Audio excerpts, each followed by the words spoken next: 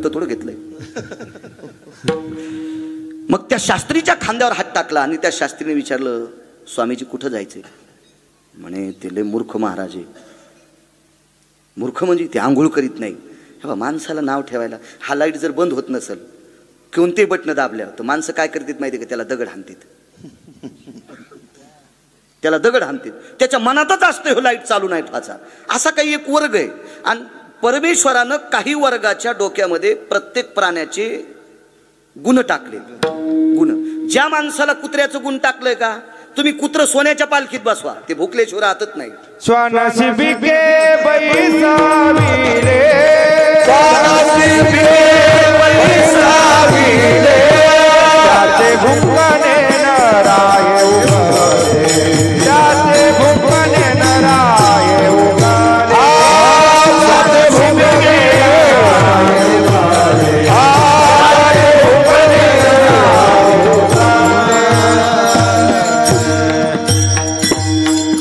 मी म्हणतो हे मंच बोलतोय असं डोक्यातलं काढून टाका. मी एकही पुराणाशिवाय बोलणार नाही, पुराव्याशिवाय. स्वान शिबिके बैसविले, त्याचे भुंकणे न नाही उगले. सोन्याच्या पालखीत जरी बसलं दादा तरी ते भुकतच, आणि जवळ गेलं तर जिबीनं थुत्तर चाटीत आहे. कुत्र आहे ना. असा काही माणसात सुद्धा गुण टाकला. काही माणसाकडे कोटीनं पैसे असू द्या, पण दात घाशी दुसऱ्याच्या दारात जाणारच. मग त्याला म्हणावंच लागते चहा प्या. तोंड नाही धुतलं, इथंच धुई, चुलीत धुई. हे बँकेत कोटीन धोत्राला गाठी असं समजायचं. हे मागच्या जन्मातले बैल येत. कुंटाला न कमवायला बाहेर चहा प्याला सोमळ्या कुठला. उष्ट खाचा ज्याला नाद आहे त्याला कुत्र म्हणायचं. चोरून खाचा नाद आहे त्याला लांडगं म्हणायचं. हो, फार फार असे गुण सांगितले त्याच्यात. जाऊ दे, आपण पुढे सरकू. खालीवर त्या महाराजाची चेष्टा करू लागले. पण ते स्वामी राम होते. मी नेहमी म्हणत असतो, मोठ्यांची चेष्टा कधी करायची नाही. मोठे मोठे असतात. मला सांगा, ज्याला ग्रामपंचायतचा सदस्य होता येत नाही त्यानं मुख्यमंत्र्याला काय खालीवरी बोलायचं? हा, त्यानं दिल्लीतल्या लोकांना खालीवरी काय करायचं? त्याला कोण्या विमानात बसावा याचा मेळ लागणं, इतके विमानं त्याच जवळ, आणि आपल्याला सायकलची चेन बसिता येणं. कुत्रे किती हत्तीला भुकल्याच्या नंतर हत्ती भेट असतो, उलटे कुत्रे बोचरे होत असतात हत्तीला डसल्यावर. हत्ती पाठी होवनी हिमपोटी. कारण हत्तीची त्वचा जितकी कठीण असते तनपुरे बाबा, कुत्र्यानं जर चावा घेतला तर दाता हत्तीच्या त्वचेत अडकतात आणि हे बोचरं घरी बोंबलत जातं. काहीच खाता येत नाही त्याला. मोठी मोठी असतात.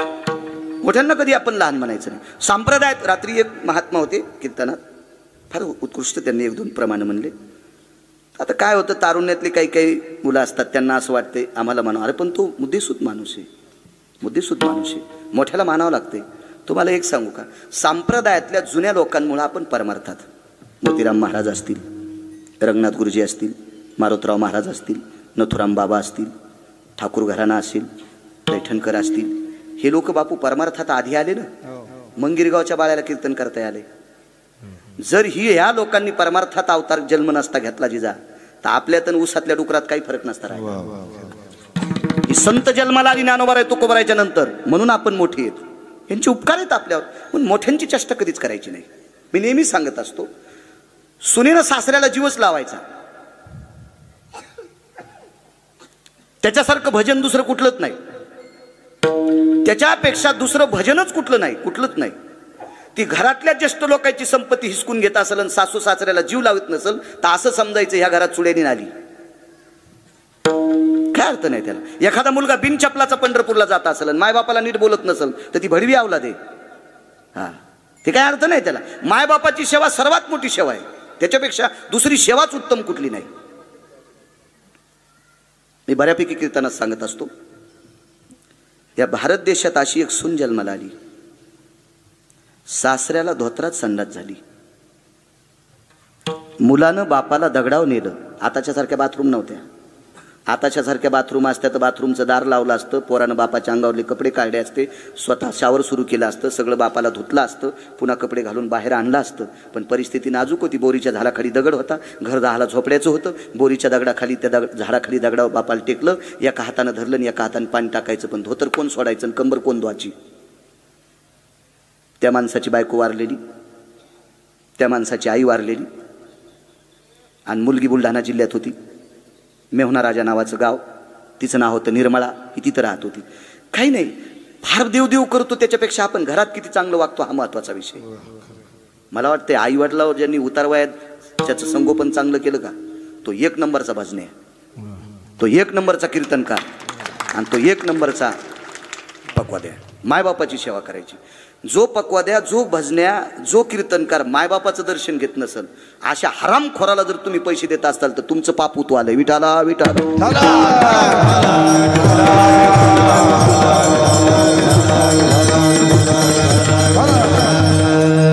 एक जण म्हणला, महाराज लोकायला राग आल्यावर तुमचे कीर्तन घेणार नाही. नको घेऊ दे, मग हाऊत भरलाय, काय करत नाही. लोकायला कोण खांद्यावर घ्यायचं घेईन, काय करायचं आपल्याला त्याला. आणि लोक आपलं चांगलं करीत असतात का काय. मी एखादं चुकीचं काम केल्यावर तुम्ही अख्ख्या लोकांनी बँड लावून जरी सांगितलं बाळू महाराज चांगला आहे, तर लोक तुम्हाला शिव्या देतील.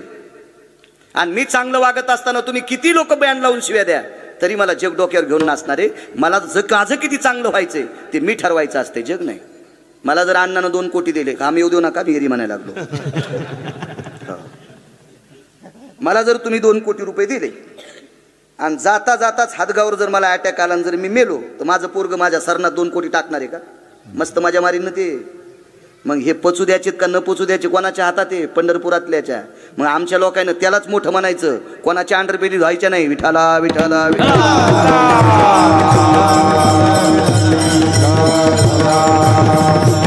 राहिला प्रश्न हा तुम्हाला मानित नाही, नका मानू. झाडाचा नियम आहे, एखाद्या ऋतूत झाडाची पानं गळत असतात, पण पानं गळाल्याच्या नंतर झाडानं म्हणायचंच नाही मी उघडा झालो. अरे कालांतरानं तुला पुन्हा येत असतात. पहिले पानं गळत असते, दुसरे येत असते. इतकं ठाम संप्रदायातल्या लोकांनी राहिलं पाहिजे. विठाला विठाला.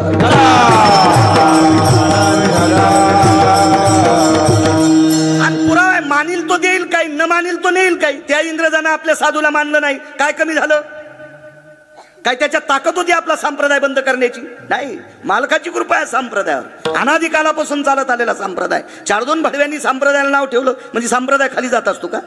उलट पंढरपुरातल्या मालकानं त्याला हाकलून लावलं. ते काय राहू शकत होते आपल्यावर. त्याच्या जाचातून आपण वाचलेले बरं का. मराठवाड्यावर इंग्रजाचा पगडा नव्हता, इतकं लक्षात ठेवा मात्र. विठाला विठाला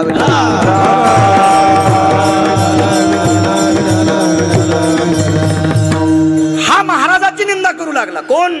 शास्त्री आचार्य पंडित. स्वामी रामाने सांगितलं असू दे जाऊ दे. नाही बोले, ओ फत्रे मारते. अरे मी पुढे, मला मारतील आधी, तू पाठीमागे चाल. गेले तिथं. गेल्याबरोबर तो महात्मा पूर्वेकडे तोंड करून एका दगडावर बसलेला होता. इतराचा पाड कोण याच्यावर सांगतोय.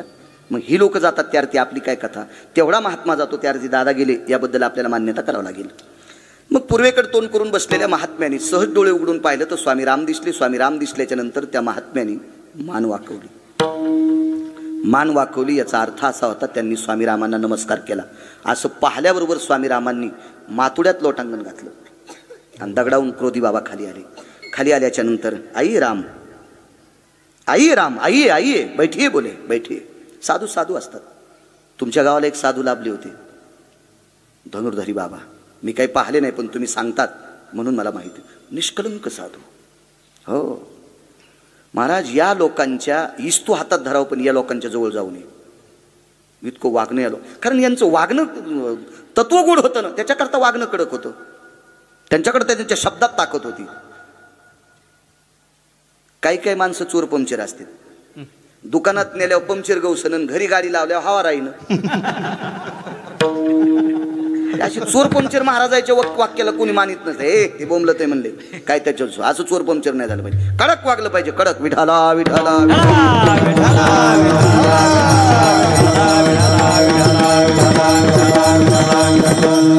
रंगनाथ गुरुजीच्या कीर्तनात एक मोठ्या घरची बाई कीर्तनाला आली. मोठ्या घरची बाई होती, एका व्यापाऱ्याची बायको होती. आणि ती सगळ्यात उशिरा आली आणि तिला पुढं बसायचं होतं सगळ्या बायकांच्या पुढं. तर रंगनाथ गुरुजींचं वाक्य होतं, अरे ती मसडी आली, तिला रस्ता द्या. कानकोणे लोक नव्हते ना, लाचार लोक नव्हते ना.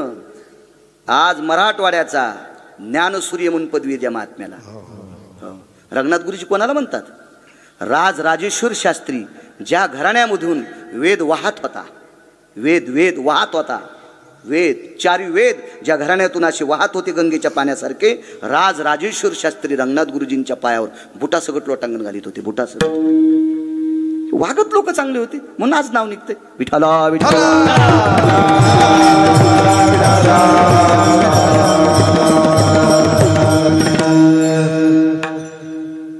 खाली उतरले. राम जी कुछ प्रसाद ग्रहण करके जाइए, म्हणजे जेवून जा.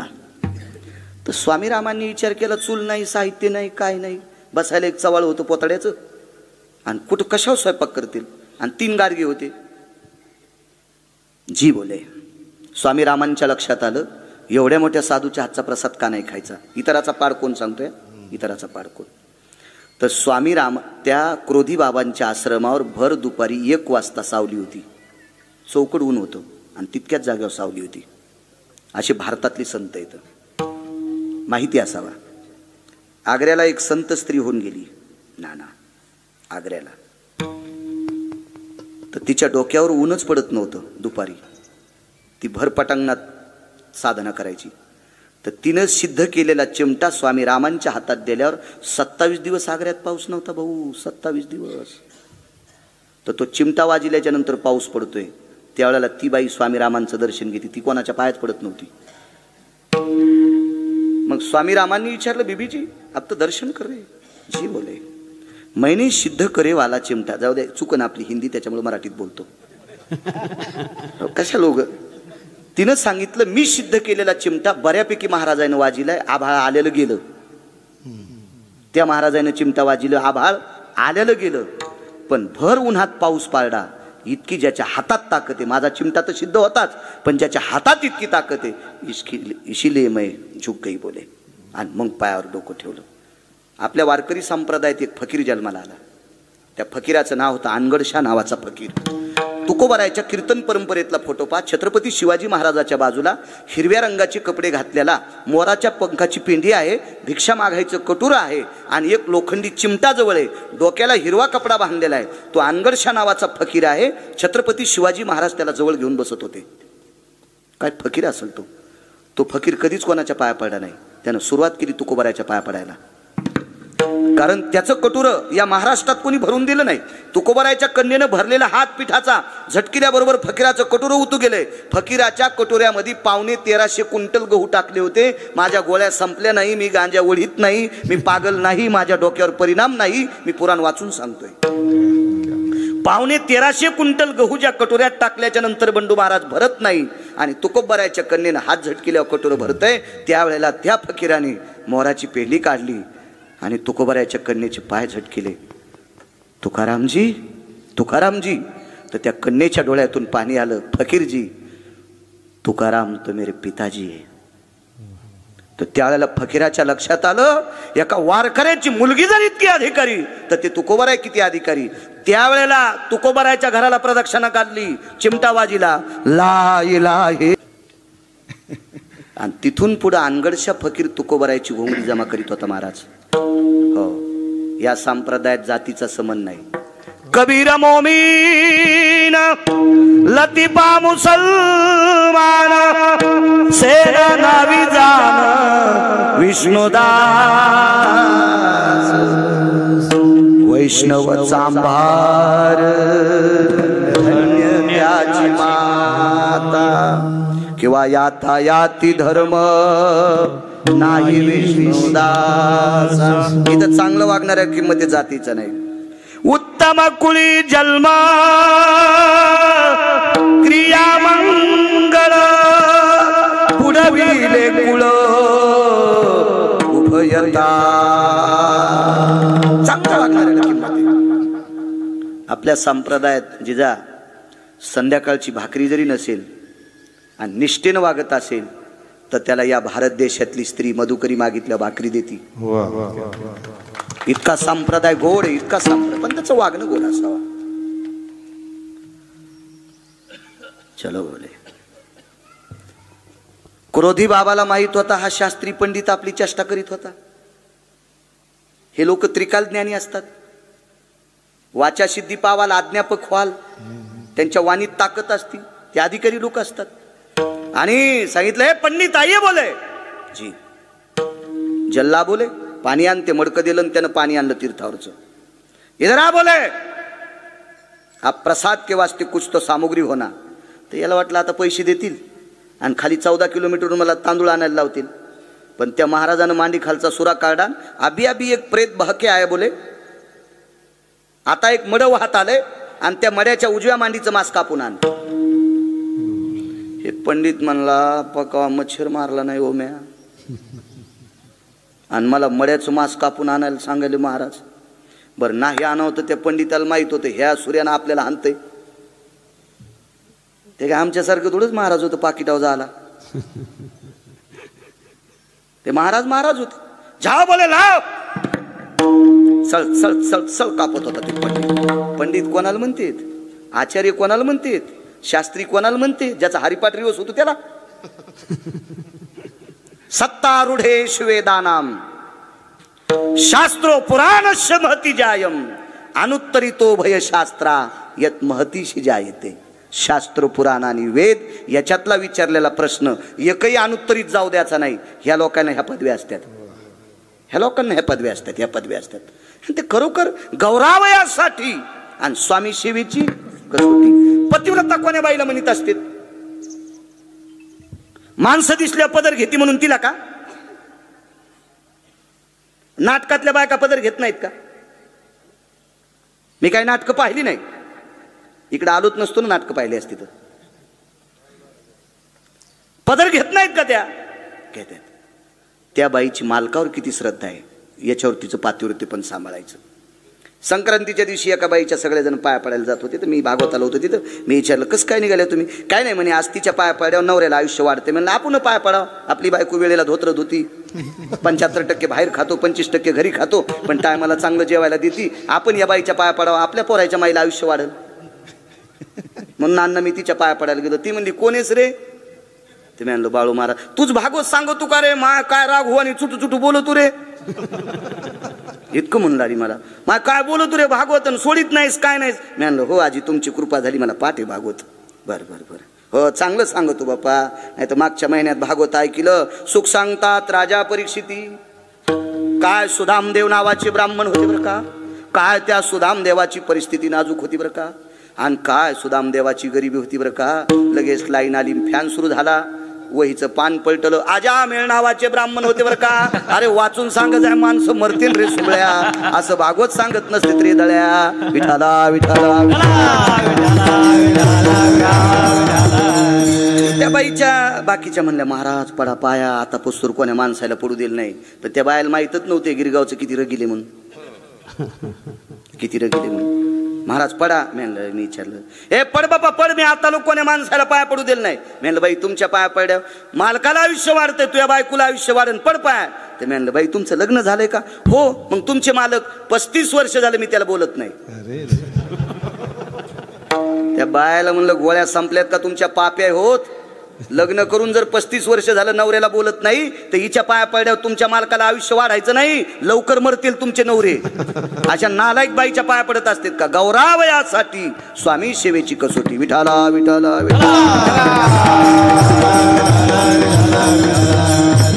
कोणाच्या नाही, कुठं नाही पाया पडायचा. हा संप्रदाय कोणाला मानणारा संप्रदाय नाही. पुरुषार्थ संप्रदाय किती मोठा आहे सांगू. एखाद्या संप्रदायाचं तनपुरी बाबा भिताड सोन्याचा असेल, एखाद्या संप्रदायाचं मंदिर सोन्याचं असेल, एखाद्या संप्रदायाचा नाना देव सोन्याचा असेल अण्णा, पण ह्या संप्रदायातलं झाड सोन्याचं आहे. जयाचे द्वारी स्वर्णाचा पिंपळ, सोन्याचा पिंपळ, इतका उंच संप्रदाय. मला एक वाटतं ज्याची इथं वाघिणी येली त्यानं वाघिणीचं दूध काढायचं आणि त्याच्यात चपातीन भाकर चुरून खाची का नाही. वाघिणी येली, वाघीण तशी घरी वाघीण दूध देत नसती, पण कीर्तनात सांगायलो वाघिण शिवहिणी येली तर मग शिवहिणीच्या आणि वाघिणीच्या दुधात बंडोबा चपाती चुरायला पाहिजे का नाही. तरी पण शेळी पाळलीच. म्हणलं वाघिणीचं दूध खातून शेळी काऊन पाळली? काय नाही म्हणलं बाब्याला ऊन लागल्यावर त्याच्या कानात दूध टाकायचं. म्हणलं बोकड्याच घालू त्या बाब्याच्या कानात. किती मूर्ख माणसं आहे तो. हा आपण अमृत पेणारी माणसं कशाला भंगार डोक्यावर घ्यायचं. विठाला विठाला.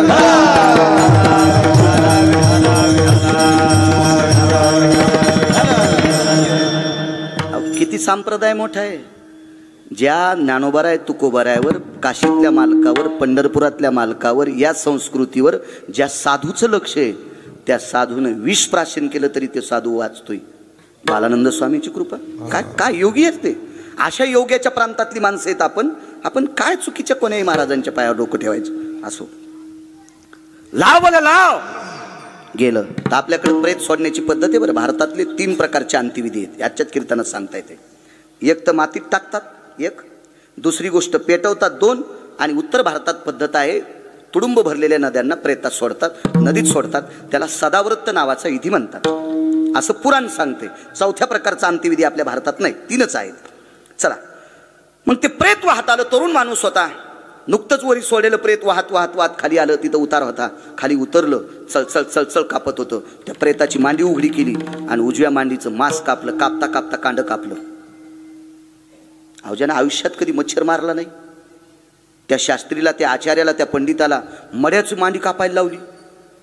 आणलं ते चवळ्यात बा. धो बोले मांस लावलं. पका दो बोले आप. मला अंगार काही इस्तू कुठे. ती लोक होती. 2 दगड एकावर घेतल्याबरोबर अग्नी प्रज्वलितो भय जायतो तत्रा यदि मुषताया यत् पुण्या भय जायते वैशान्नरो तत्र व्रजता सिदाया यत् सर्वोपनितो मखेश शुद्धां पाक वैशान्नरो जायते निष्पती मघज्जायो शुद्धोदकस्थितो जायतो यज्ञरेन भयस्थिताया. हे इकडचे मंत्र. आता 10व्याला मंत्र म्हणले असतील त्यावेळेला तुम्हाला उपरण्याचं जाणवं केलं असेल ब्राह्मणानं.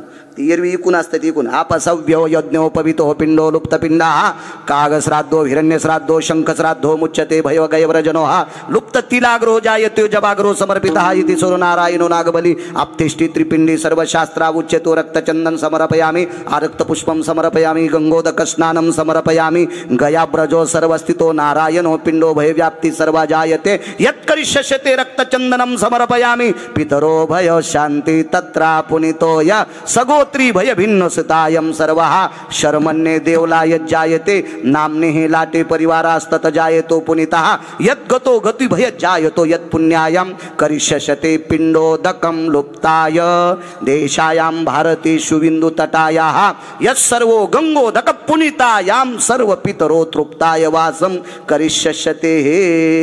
मग तुम्हाला म्हणले अण्णा या बोटानं गंध लावा. यांनाच तिथं लावते, यानं लावायला सांगितलं असेल. हे 27 वर्षापूर्वी पाठ केलं. पण मेमरी कार्ड चांगला असल्यामुळे डिलीट होत नाही ना. विठाला विठाला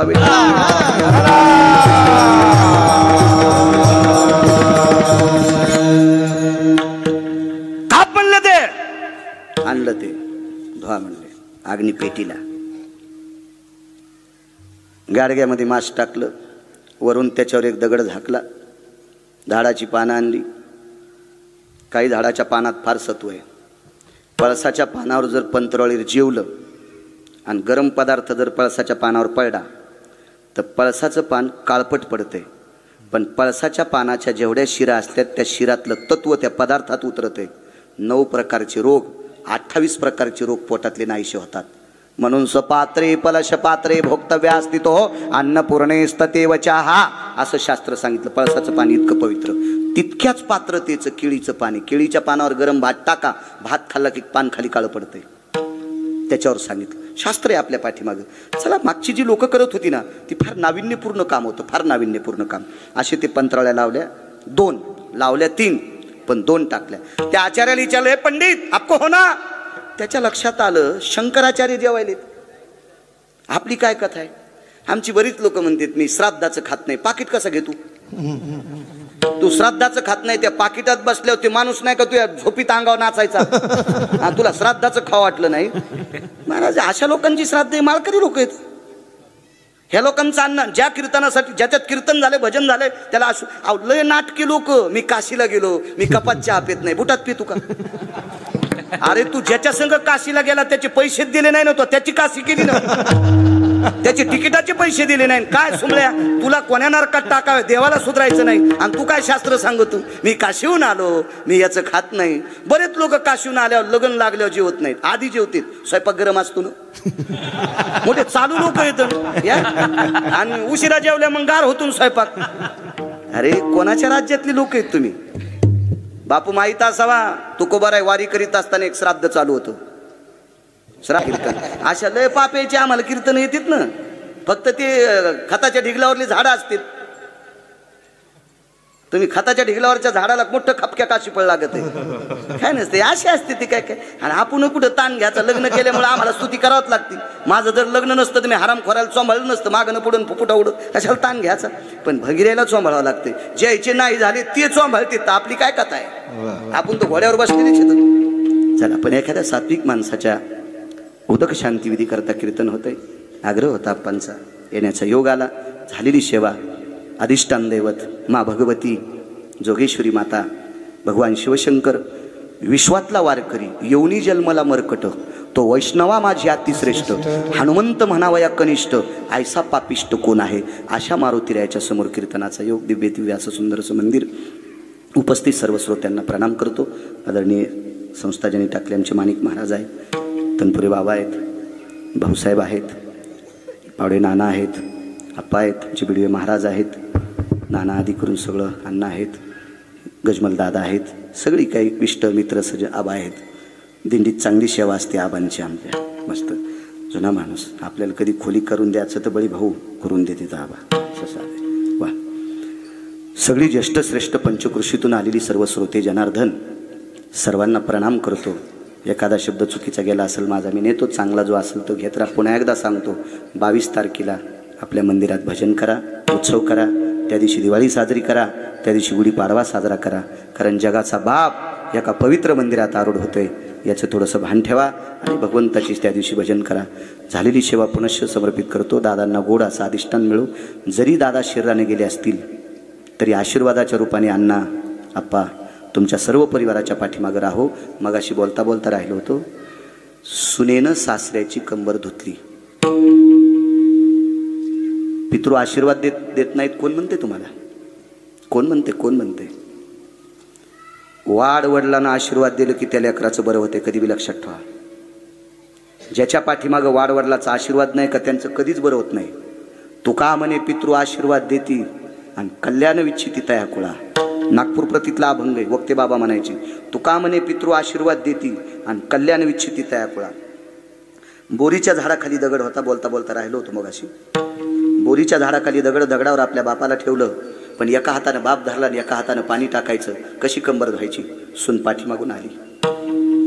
पाठीमागून आलेल्या सुनानं बांगड्या अशा मागं सारल्या, वाजुनी म्हणून बरं, बांगड्या मागं सारल्या आणि नवऱ्याला सांकेतिक शब्दात खुणवलं, धनी.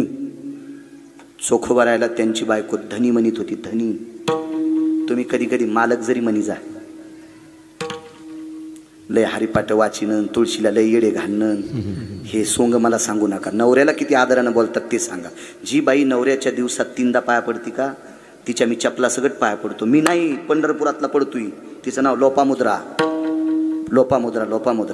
हो, धनी म्हणायचं, धनी. धनी काय ग, तुम्ही मामांजींचा खांदा धरलाय, पाणी तुम्ही टाका, धोत्र मी सोडील, कंबर मी धुईल. तर चोखवारायच्या डोळ्यातलं टपकन पाणी खाली पडलं. तर त्यांच्या वडिलाचं नाव होतं दाद्या, रानोबा नाव होतं. तर रानोबाने विचारलं, चोखा, बापाची कंबर धुवायची म्हणून रडतोस का रे? तुला माझा बोध झालाय? नाही, रडू कशा चालतं? बायको सासऱ्याची कंबर धुवाली, पाणी गिळून टाकलं, आटवलं, पाणी डोळ्यातलं आटवलं आणि सोयराबाईनं कंबर सोडली. धोत्र भरलेलं होतं, फेकून दिलं आणि स्वतः कंबर धुतली सासऱ्याची.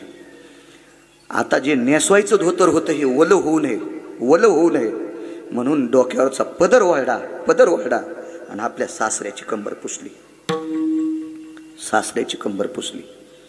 काही बायकांचे पदर श्रेष्ठ होते. पदर माथ्याचा काढीला आणि बाळनंदाचा पुशीला. नामदेवरायच्या आईचा पदर श्रेष्ठ होता.